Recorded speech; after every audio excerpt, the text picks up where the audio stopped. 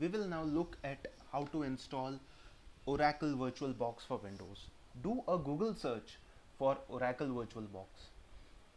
The link that you have to click on is virtualbox.org.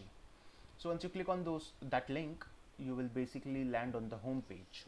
From where on the left hand side you will see downloads link. So click on that downloads and you will be directed to this download page, from where you have to select Windows hosts.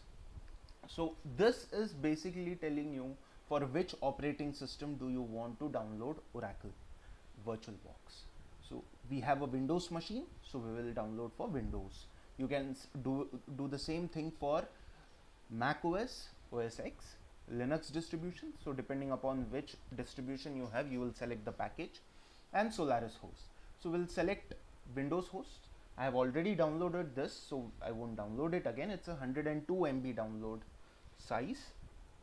So here is the downloaded file. So here I'll just double click on this to execute it, to run it. Next, I won't change anything that is over here, keep it as it is. Again, same over here, I won't change anything. Say yes, install. It will ask for permission, give it the permission that it asks for, and in between it will also ask to install some other drivers as well. Just say yes, just click yes when it asks that. I have already installed those drivers, that's why it is not asking me for that particular permission. Once this installation is done, just click finish, and now we have installed Oracle VM VirtualBox Manager.